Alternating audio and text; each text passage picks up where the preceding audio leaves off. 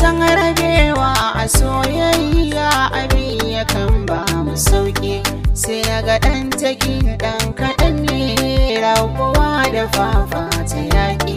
Iya wuyar da zan ƙara fuskanta a san ki ban nuna raki,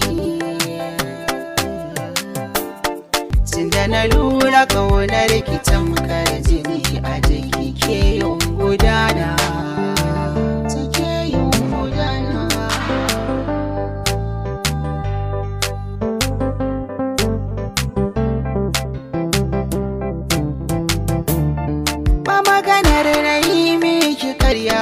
Ni zuciya ta kamna da rauni, in na tuno kalar matsayina kyawunki ne yake tsorata ni, sai na ga zai wuya ki turar tafiya kamar zaki bar ni.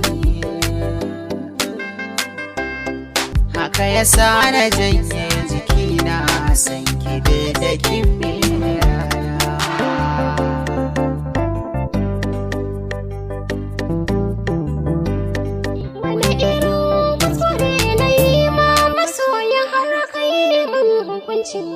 ka yi gudu da na zamo a bar tausayi kamar iya mai marci, kullum ido yana kuka in yi hana shi san banjanci.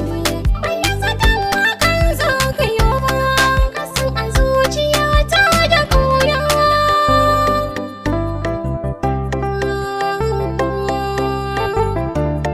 Na gaza in ga girma da leban da ka yi min soyayya.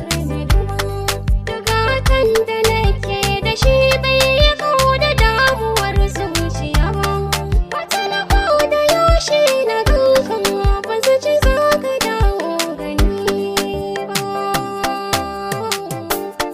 Ga addu'a ta Allahu ya amsa na hangi sanyin idona.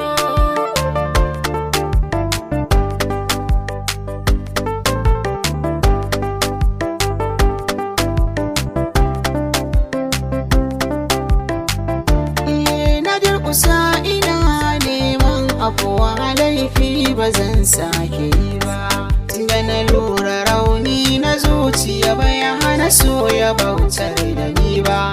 Naga kuɗi da mulki da kyau ba su kai ya so kusanci da mu ba, ci masa a so ne cikar yanci, masoyi ya zo murina. So